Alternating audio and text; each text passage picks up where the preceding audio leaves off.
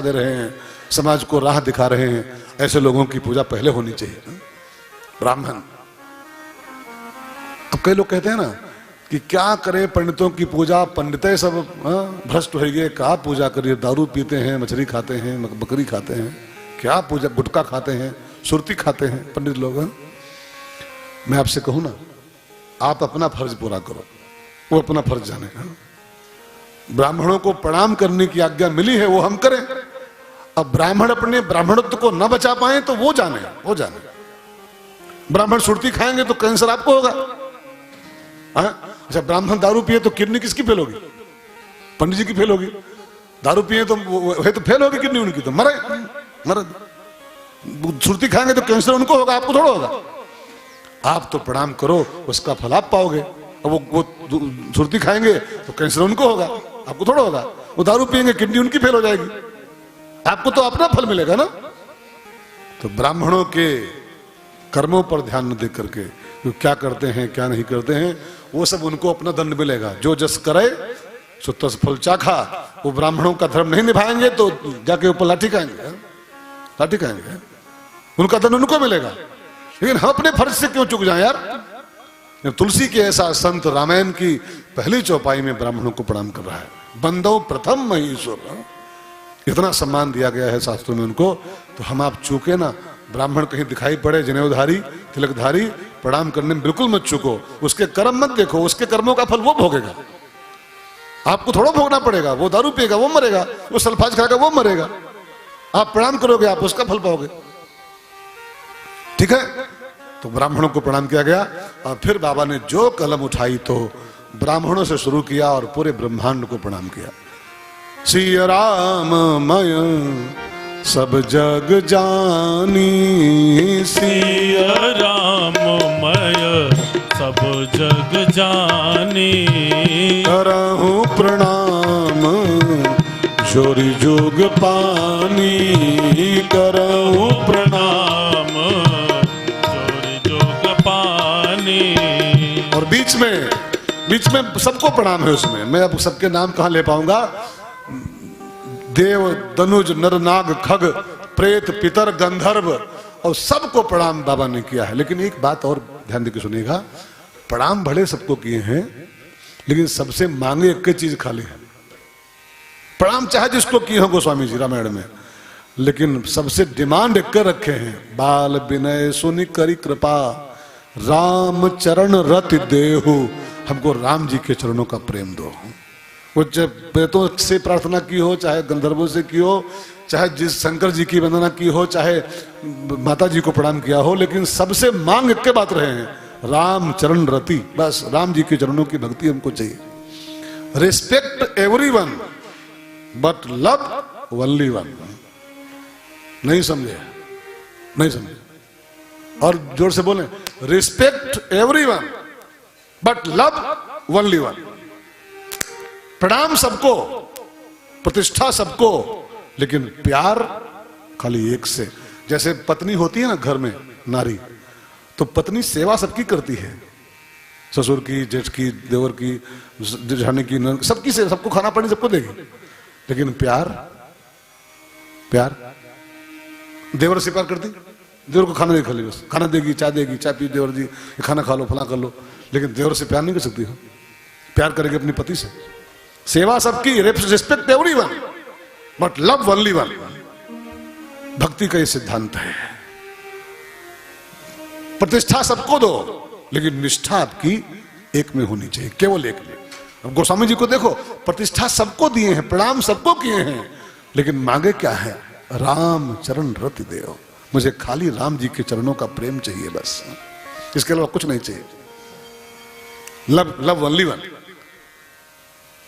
सो भाई बहनों, बाबा ने सबको प्रणाम किया। इसका कारण भी है, नेत्र पावन हो जाएं तो फिर सब प्रणाम में लगने लगते हैं, फिर लगता है सबको प्रणाम करें। और जगह अगर हमारी आंखों में कोई दोष है ना, तब लगता है कि इसको करेंगे हम, ये तो इतना घटिया आदमी है, 2 कौड़ी का आदमी, इसको हम प्रणाम करें। घटिया वो नहीं है, इधर कुछ गड़बड़ है, इधर मोतियाबिंद है, इसको ठीक कराओ, फिर सारा संसार राममय। जगत में दोष कहीं नहीं है, दोष अपनी दृष्टि में है खाली, बस दृष्टि को ठीक करिए और दृष्टि को ठीक करके समाज को देखिए। समाज बड़ा प्यारा है। हाँ? अब कोई तुलसी से पूछे ये दुनिया कैसी है, तो गोस्वामी जी क्या बताएंगे? सी राम मैं सब जग। आपने एक कहानी सुनी होगी, दुर्योधन युधिष्ठिर, दुर्योधन भैया युधिष्ठिर भैया, तो दोनों की पढ़ाई पूरी हुई तो द्रोणाचार्य ने दोनों की परीक्षा लिया। एक डायरी पेन दिया और कहा, बोले पहले भेजे दुर्योधन को हस्तिनापुर जाओ, अपने गांव में जाओ और जाके 2-4 जो सज्जन मिले उनका नाम लिख लाओ, 2-4 सज्जन जो हो गांव भर में उनका नाम लिख लाओ। वो गया और शाम को प्लेन डायरी जमा कर दिया, गुरुजी सब दुष्ट हैं, टोटल सज्जन एको नहीं पूरे गांव में। नेक्स्ट डे धर्मराज को बुलाया गुरुजी ने और कहा बेटा डायरी पेन लो और इस पूरे हस्तिनापुर गांव एक का वही एक जो दुष्ट हो उनके नाम लिख लाओ। अब वो गया धर्मराज, वो भी शाम को प्लेन डायरी, गुरुजी माफ करना एक भी दुष्ट नहीं है, सब सज्जन है। अब देखो गांव वही एक के गांव, एक आदमी गया उसको एक को सज्जन नहीं मिले, एक आदमी गया उसको एक को दुष्ट नहीं मिले। कारण क्या है? कारण है नजरिया। नजरें बदली तो नजारे बदल गए और कश्ती ने बदला रुख तो किनारे बदल गए। नजरें बदल के देखिए, नजारे सब कन्वर्ट हो जाते हैं, सब बदल जाते हैं। ऐसे देखो, आपकी चश्मे का ग्लास लाल कर दो, लाल ग्लास, तो आपको सब लाल लाल, लाली मेरे लाल की जिद देखूं तित लाल।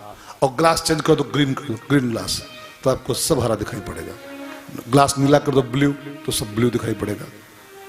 आज ब्लू है, पानी पानी पानी, सब ब्लू ब्लू ब्लू ब्लू। हाँ, वो ब्लू नहीं है, वो आपका ग्लास ब्लू है, आपका ग्लास ग्रीन है। आपकी दृष्टि ग्रीन हो गई, सब ग्रीन दिखाई पड़ रहे हैं। आपकी दृष्टि रेड हो जाए, सब रेड दिखाई पड़ेंगे। जैसी दृष्टि होती है निज की, सारी सृष्टि वैसी दिखाई पड़ती है। एक गालिब की बड़ी प्यारी शेर है साहब, गालिब की लिखी हुई, सुनाऊं? मुलाजा फरमाएंगे आप लोग? फरमाइए। लखनऊ तो अदब का शहर है यार, मुस्कुराइए कि आप लखनऊ में। हा? तो मुलाजा फरमाइए, बड़ी प्यारी शेर गालिब साहब की, पेशे खिदमत।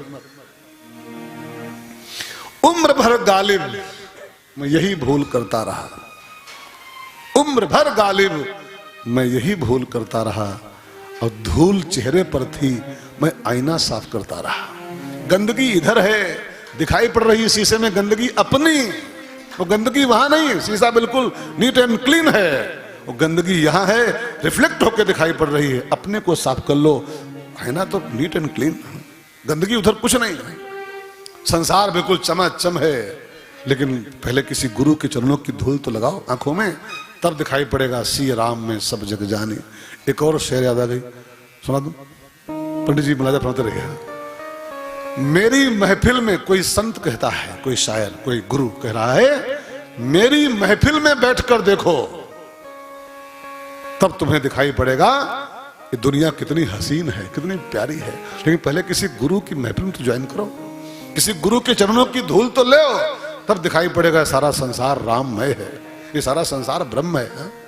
सर्वम खलमिदम ब्रह्म सर्वम विष्णुमयम जगत, ये सब राममय संसार है। यहाँ दुष्ट एक को नहीं है, दुष्ट खाली यहाँ बैठा हुआ है, इधर बैठा हुआ, उसको ठीक करना है। फिर संसार को देखिए, तब दिखाई पड़ेगा कि गोरे उसके, काले उसके, पूरब पश्चिम वाले उसके, गोरे उसके, काले उसके, पूरब पश्चिम वाले उसके, सब में उसका नूर समाया, सब में उसका नूर समाया। कौन है अपना कौन पराया, सबको कर प्रणाम तुझको अल्लाह रखे, सबको कर प्रणाम तुझको अल्लाह रखे। शेख ब्राह्मण मुल्ला पाड़े, शेख ब्राह्मण मुल्ला पाड़े, सब हैं एक मिट्टी के भाड़े, सब हैं एक मिट्टी के भाड़े। वेद वही है, कुरान वही है, वेद वही है, कुरान वही है, राम वही रहे, मान वही है। किसी का दामन थाम तुझको अल्लाह रखे, किसी का दामन थाम तुझको अल्लाह रखे, दे दाता के नाम तुझको अल्लाह रखे। लेकिन इतनी छोटी बात को समझाते समझाते समझाते समझाते सुबह से हो गई शाम, शाम तुझको अल्लाह रखे, सुबह से हो गई शाम तुझको अल्लाह रखे। सबको कर प्रणाम तुझको अल्लाह रखे, सबको कर प्रणाम तुझको अल्लाह रखे। लेकिन ये सब तब संभव है जब कहकर विमल विवेक विलोचन, जब किसी गुरु के चरणों की धूल लेकर के अपने मोतियाबिंद को ठीक करोगे पहले, तब दिखाई पड़ेगा सी राम मैं सब जग जानी। बाबा ने सबको प्रणाम किया और फिर जब बाबा की कलम घूमी राम जी के परिवार की ओर, मैंने पहले तो प्रेत पितर गंधर्व वो सबको प्रणाम किया, फिर राम जी की जब फैमिली पर आए प्रणाम करने के लिए, तो राम जी ने सबसे पहला गोस्वामी ने प्रणाम किया है फैमिली में। किसको प्रणाम किया? चारों भाइयों में गोस्वामी जी कहते हैं। देखो बड़े राम हैं चारों भाइयों में, तो पहला प्रणाम राम का होना चाहिए था, लेकिन गोस्वामी जी, अथवा अगर यूं शुरू करते तो शत्रुघ्न जी को पहले करते, लेकिन ना यूं शुरू किया ना यूं शुरू किया प्रणाम करने की परंपरा। पहला प्रणाम किसको किया चारों भाइयों में? तो गोस्वामी जी कहते हैं बंदौ प्रथम भरत के चरना, बंदौ प्रथम भरत के चरना, जासु नेम व्रत जाई न बरना, जासु नेम व्रत जाई न बरना। राम चरण पंकज मन जासु, राम चरण पंकज मन जासु, लुबुध मधुपैव तजई न पासु, लुबुध मधुपैव तजई न पासु। न राम को पहला प्रणाम किया न शत्रुघ्न जी को पहला प्रणाम किया, पहला प्रणाम गोस्वामी जी किए मंझलऊ भैया को, भरत जी को। क्यों? न बड़को को न छोटको को, मंझलऊ को प्रणाम किया पहले, भरत को पहले प्रणाम करने का कारण क्या है? इसका बहुत गंभीर कारण यह है कि भगवान राम की एक आज्ञा है, मोते अधिक संत कर लेखा, हमसे अधिक संत को सम्मान दो, हमसे पहले संत को पूजो। गुरु गोविंद दो खड़े काके लागो पाए, तो गोविंद को इग्नोर करके पहले बलिहारी गुरु।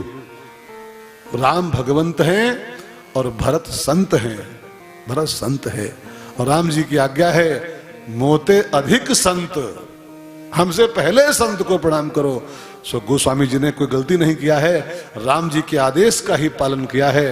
राम की आज्ञा है मुझसे पहले संत को नमस्कार होना चाहिए, तो भरत संत है, तो बंदों प्रथम भरत के चरना, राम को पीछे, और फिर भरत जी के बाद लक्ष्मण जी को प्रणाम किया गया। और गोस्वामी जी कहते हैं फिर आप प्रणाम करते रहो, चौपाई गाते रहो और प्रणाम करते रहो। देखो